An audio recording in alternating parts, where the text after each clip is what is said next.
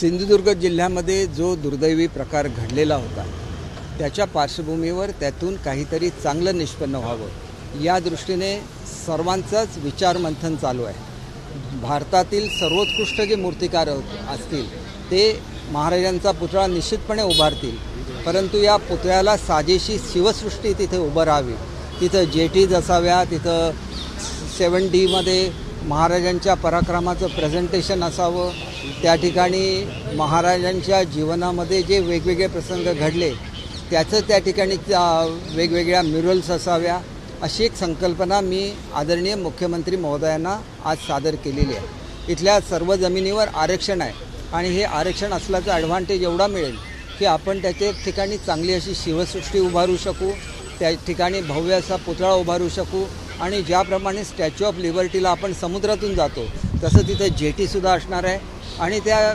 जहाजातून जाऊन आपल्याला छत्रपती शिवाजी महाराजांचं पवित्र दर्शनसुद्धा घेता येईल।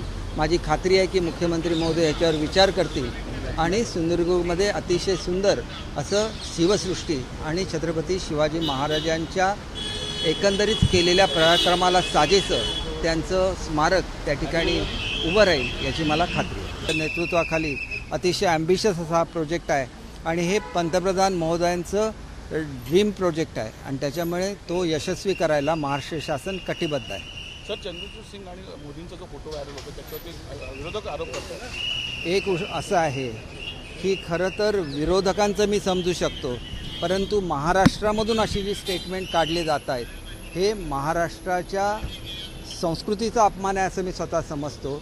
ज्यावेळेला जगात भारतातलं सर्वोच्च पदावर एखादा मराठी न्यायाधीश आरूढ होतात आणि सर्वोच्च न्यायालयाचे मुख्य न्यायमूर्ती बनतात त्यावेळेला ते अशा टीकेच्या वर असतात आणि भारताचे पंतप्रधान हे स्वतः एक कॉन्स्टिट्यूशन ऑथॉरिटी आहेत आणि गणपतीच्या सणासाठी जर ते जात असतील आणि त्याच्यावर टीका होत असेल आणि त्याच्यामध्ये महाराष्ट्रातले काही पक्ष जर सहभागी होत असतील तर त्याच्यासारखी दुसरी दुर्दैवी बाब नाही। महाराष्ट्राचा ह्यांना अभिमान नाही, आपल्या सणांचा अभिमान नाही आणि कॉन्स्टिट्युशनल ऑथॉरिटीजबद्दल आदरसुद्धा नाही, एवढंच मला सांगावंसं वाटतं। आंबेडकर नातू आहेत आनंदराज आंबेडकर यांनी आज खंत व्यक्त केलेली आहे संविधानावरती जे राहुल गांधींनी स्टेटमेंट दिलं अतिशय योग्य, कारण आंबेडकर फॅमिलीकडून हे येणं की ज्या भारतरत्न बाबासाहेब आंबेडकरांनी घटना लिहिली, काँग्रेसने खोटा प्रचार केला NDAच्या विरोधामध्ये की घटना हे लोक बदलणार आहेत, परंतु प्रत्यक्षात घटना बदलण्याचं त्यांच्या मनामध्ये आहे म्हणून आदल्या दिवशी याच्यावर स्टेटमेंट काढायचं आणि दुसऱ्या दिवशी त्याच्यावर मुळमुळीत खुलासा द्यायचा, याच्यातून काँग्रेस पक्ष एक्सपोज झालेला आहे आणि खऱ्या अर्थाने चुकीचं नॅरेटिव्ह कसं सेट करायचं हे काँग्रेसने सिद्ध करून दाखवलेलं आहे। त्याच्यामुळे आता सगळ्या भारतातल्या जनतेला कळलं पाहिजे की आरक्षण बदलण्याचा NDAचा कुठलाही हेतू नव्हता, पंतप्रधान महोदय मोदी साहेबांचा कधी हेतू नव्हता, तो हेतू राहुल गांधी यांच्या मनामध्ये दडलेला आहे। सर, आपण जर बघितलं तर शिवसेना उद्धव बाळासाहेब ठाकरे पक्षासोबत त्या पक्षाच्या नेत्यांसोबत MIMची चर्चा झाल्याचे संकेत स्वतः MIMचे माजी खासदार इम्तियाज जलील यांनी। एक गोष्ट अशी आहे की बाळासाहेबांच्या विचारापासून ते किती लांब गेलेले आहेत आणि सत्तेसाठी किती लाचार झालेले आहे याचं खऱ्या अर्थाने हे प्रतीक आहे। महाराष्ट्रामधल्या प्रत्येक शिवसैनिकाने हे समजून घेतलं पाहिजे आणि हा चक्रव्यूह भेदला पाहिजे आणि ते भेदण्याची ताकद ही इथल्या प्रत्येक शिवसैनिकामध्ये आहे, कारण त्या शिवसैनिकाला बाळासाहेबांनी घडवलेला आहे, तो कोणाच्या समोर लाचार होणार नाही याची मला खात्री आहे। सर, आपलेच आमदार जामिनी जाधव यांनी आज काल एक वेगळा कार्यक्रम आयोजित केला होता, त्यांनी बुरखा वाटप केलं होतं, त्याच्यावर टीका होते। एक गोष्ट अशी आहे की त्यांच्या कॉन्स्टिट्युएन्सीमध्ये जर मायनॉरिटीज राहत असतील आणि त्या मायनॉरिटीजना जे आवश्यक असेल ते देणं म्हणजे कोणाची लाचारी नाही।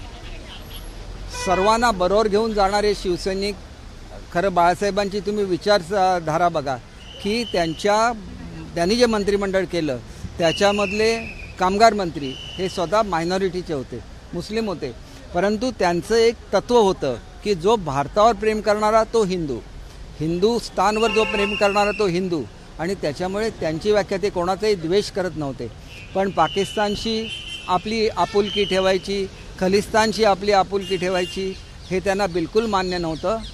हिंदुस्थानमध्ये जो राहतो त्यांनी हिंदुस्थानच्या भूमीशी प्रामाणिक राहिलं पाहिजे, हीच बाळासाहेबांची भूमिका होती आणि ती भूमिका न पाळणारे जे पक्ष आहेत त्यांच्याबरोबर आज त्यांचा वारसा सांगणारे जात आहेत, याच्यासारखी दुर्दैवी बाब कुठलीही नाही. एक शेवटचा प्रश्न सर, सर्वांचं लक्ष लागलेलं आहे विधानसभा निवडणुकीकडे. निवडणुकीचे गणित कधी सुटणार आणि कधी जागा वाटप होणार, कशा प्रकारे रेशो असणार? जागा वाटप महायुतीच्या 100 जागा ज्या निर्विवाद आहेत महायुतीत, त्या जागांवर चर्चा करायची गरज नाही. अशा जागा ह्या पितृपक्ष पंधरवाड्यानंतर जाहीर होतील आणि तुम्ही कामाला लागा. एक गोष्ट अशी आहे की अनेक ठिकाणी असं आहे की तिथं आपल्याला लोकसभेमध्ये सुद्धा क्लिअर कट मेजॉरिटी मिळालेली आहे आणि ह्या जागांची संख्या खूप मोठी आहे. लोकसभेमध्ये आलेलं थोडंफार जे अपयश असेल ते पोलरायझेशन ऑफ व्होट्समुळे होती, परंतु हे पोलरायझेशनची जी व्होट्स असतात ही असेंब्लीच्या एका मर्यादित याच्यामध्ये सर्वात जास्त असतात. लोकसभेवर ते परिणाम करू शकतात, परंतु इतर असेंब्ली कॉन्स्टिट्युन्सीवर ते परिणाम करू शकत नाही. त्याच्यामुळे आमचा विजय निश्चित आहे आणि ज्या पद्धतीने हे मतदान झालं त्यामुळे मराठी जनता पेटून उठलेली आहे आणि तो धडा ते निश्चितपणे महाविकास आघाडीला शिकवतील. शिवसेनेला किती जागा मिळू शकतात? शिवसेनेचा स्ट्राईक रेट हा सगळ्यात जास्त राहिलेला आहे. तरी पण भाजप हा आमचा मोठा भाऊ आहे आणि त्याच्यामुळे नॅचरली जसं काय पूर्वी होत होतं वाटप तसंच होत राहील. आणि आदरणीय शिंदेसाहेबांचं आणि फडणवीस साहेबांचं जे एक कोऑर्डिनेशन आहे आणि आता दादा त्याच्यामध्ये सहभागी झालेला आहे, हा मित्रत्वाचा दुवा आहे. एकत्र राहून आज तुम्ही बघितलं की स्वतः फडणवीस साहेब गाडी चालवत होते आणि शेजारी मुख्यमंत्री महोदय बसलेले होते. ही जी त्यांची मैत्री आहे ही आम्हाला विजयापर्यंत घेऊन जाईल याची आम्हाला खात्री आहे. आणि दोघे अतिशय एफिशियंट लीडर आहेत, दिवस रात्र काम करतात आणि महाराष्ट्राच्या जनतेला न्याय देतात.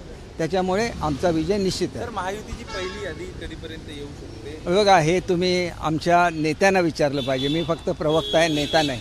आणि त्याच्यामुळे ते निश्चितपणे आपल्याला ही माहिती देतील याची मला खात्री आहे. एबीपी माझा, उघडा डोळे बघा नीट.